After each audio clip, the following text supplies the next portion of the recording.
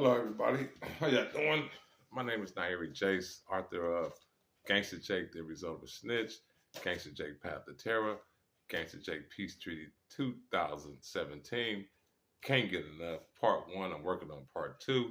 I'm almost finished with Hindsight is 2020. That's based on my autobiography, based on my life story. This is my podcast that I decided to put together. It's unscripted, unedited. We're not about to be going back and forth with the editing process because guess what? I'm not an editor. We're doing all this from the cuff, impromptu, and this is what we do. The whole purpose of it all is to focus on the Gangsta Jake series. That's what I'm all about right now, currently. Uh, but not all the way. Yeah, I'm always focused on other projects like Can't Get Enough. I just dropped it a couple of days ago. You guys check it out, Amazon.com. Go ahead and support it if you can, as well as my other books that I just mentioned. Without your support, I'm nobody. And, you know, I have to have those projects successful as well because without the success of them projects, I can never get this type of stuff going unless I run across an executive producer, which is what I'm in hot pursuit of as well. You know one, got a bag, hit me up. Oh, let me get into this Gangsta Jake series. This is actually this is the script that I wrote, man. This is the script. Uh, actually, I wrote it. Baby Poop got his hands up in this. He got some part. He put some words up in this. Also, Tommy as well. We'll talk about them a little bit later. You guys will actually know about them as time go on. But right now, let me just get into it. This is the Gangsta Jake series. This is my podcast. Welcome.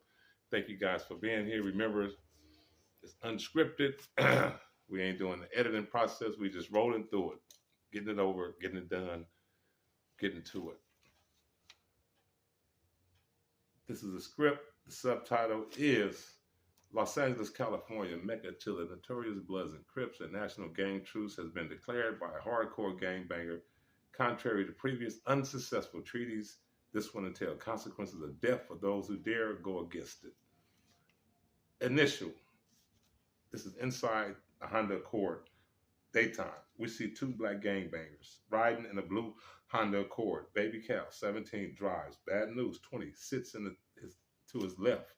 Both wearing dark blue shirts, black khakis, blue Chuck Taylors with blue shoestrings. Baby Cal is wearing a backwards blue Seattle Marlin baseball cap. Bad News has a blue rag around his head, Tupac style. They are headed westbound on Manchester Boulevard with rap music playing in the background. Remember, this is a movie script. This is not a book, so keep up with the reading. I'm gonna say Bad News. This is gonna be his first initial conversation. It's gonna go back and forth from Bad News to Cal, but I'm not gonna say their names back and forth. I'm not gonna say Bad News, Cal, Bad News back. You'll get the drift as we go forward. But I will start off by saying this is Bad News. The street has been hell of a hot, baby Cal. I know, but I'm still ready to get cracking on something though. Man, we need to obey the street code, but put in place by Cuz in the pen. We damn sure don't need no problems on that level. As Bad News drive up the intersection on Manchester and Normandy, Baby Cal dips low inside the passenger seat. Baby Cal, Cuz, look at the niggas over there coming out the chicken shack. They not from our set. Let's get at them niggas on hood. One of them look like this fool I had beef with in the pen. Three rival gang bangers could be viewed walking outside a greasy chicken shack, holding a white bag full of chicken. Baby Cal, be cool, homie. It ain't that serious. Cut to LAPD car. Adjacent to their location, across the street at a McDonald's parking lot, Officer Nelson, 40, Caucasian, and Officer Wagner, 50, Caucasian, sits in the LAPD cruiser drinking coffee, eating donuts, holding their racist conversation. Their marked car is parked in a blind spot and cannot be seen by ongoing traffic on Manchester Boulevard where a drive-by shooting is about to occur. This is inside LAPD car. Officer Nelson, 55, white male, gray hair, wearing black glasses, is reading the LAPD newspaper that headlights. Black Lives Matter. His partner, Officer Wagner, 30, white, blue hair, eat donuts, sip coffee while looking out the squad car window. This is Officer Nelson. Defund the police. Black Lives Matter. Look at this crap inside the LA Times. Who the hell do these people think they are going to call when someone is breaking into their slummy little houses or raping one of their nappy-headed little children? Tell me about it, sir. Fucking morons. We'll never get it. Rioting, looting, and killing people of their own race, their own community, like it's some type of a sport. Now, that's who those Black Lives Matter politicians ought to be going after, opposed to good cops like you and me. Officer Nelson, absolutely. They do all that and wonder why is it that no other race want to deal with them. I can't wait to earn another paid vacation behind beating one of their asses like we did Rodney King. This is going back inside the Honda Accord now. Baby Cal and Bad News are waiting at a red light. They both developed tunnel vision on the three rival gang members walking outside a chicken shack on the corner of Manchester and Normandy. Several innocent bystanders stand in the line inside, which can be seen from ongoing traffic. This Baby Cal. That is that clown who I got down with on the yard. I told that fool I would see him again. I'm about to pop on his ass. He probably ain't tripping now that gang truce is in place. Let's get cuz it passed. Ain't no use in us going against the peace treaty, but whatever, cuz it's your call. Just know what we're up against. Once the traffic light changed, Bad News accelerated his Honda Accord into the intersection. Baby Cal then jacked off a round from his .40 caliber and placed it inside his gun barrel, causing his adrenaline to flow. Baby Cal, oh gang, fuck, peace, this crib.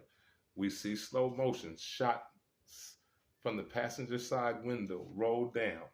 Baby Cal right arm extends out with a gun in hand. This is on Normandy and Manchester, daytime. 14 shots ring out. 12 innocent bystanders scattered in several directions, ducking from flying bullets. One of the three gang members walking outside the chicken shack was shot and laid out on the concrete. A 75-year-old great-grandma was also shot. Granny bullet hit her in slow motion in the forehead. A big blood spot filled the gang member's white T-shirt as his lifeless body as his light flashes before him. Both died, and 2 additional people were shot. The other 2 gang members ran to their homeboy aid once the shots stopped. Inside the LAPD car, boy, it's about to get ugly. The LAPD officers sitting in their squad car heard the shots, saw a car speeding away, and immediately gave chase. Officer Wagner, 1 Adam 12, be advised we are in pursuit of a blue Honda, tinted windows, possibly 2 black male subjects inside vehicle, license plate, Ida, Victor, Yankee, 42. Officer Nelson, look, gun just flew out the passenger window, partner. Requesting air unit. We're not letting these little punks get away. Another, also request the patrol car to swing back and possibly find that flying gun. Manchester Boulevard, Baby Cal. Damn, watch that car. Shit, you about to get us killed. Bad News. What, nigga? We dead anyway when we hit the county jail. You already know it's a green light on anybody who get caught committing a crime against another black. I can't believe I let your dumb ass talk me into this shit. Fuck, they gonna stab our ass up as soon as we touch the county jail. We through. We in a losing battle. Fuck, Baby Cal. Cause fuck that nigga gang truce and all his followers. On God, they gonna have to kill me on the streets. I ain't going back to jail.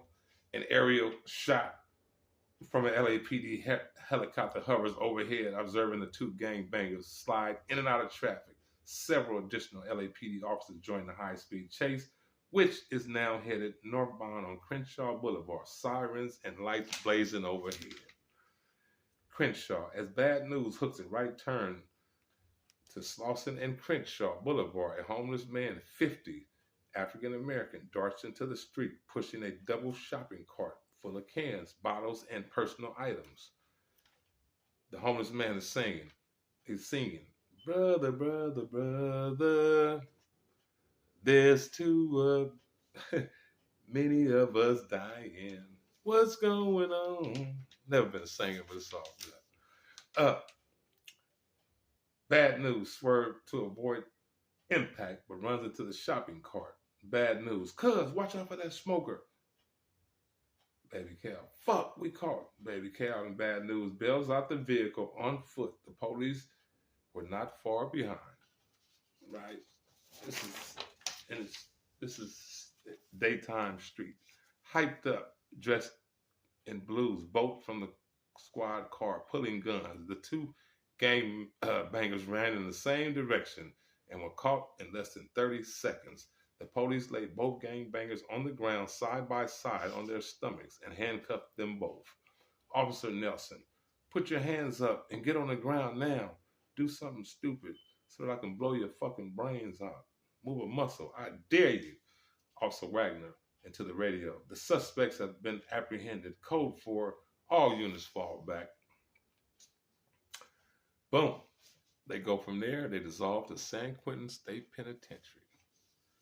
15 minutes following the shooting, Gangsta Jake sits on his lower bunk inside his prison cell reading a newspaper article. He was suddenly interrupted by a fellow death row gang member, Warlock, 35, wearing prison blues, push a broom down the tier and come to a stop in front of Gangsta Jake's cell. Without saying a word, he reaches inside his pocket, pulls out an iPhone, and gently tosses it on Gangsta Jake's bunk.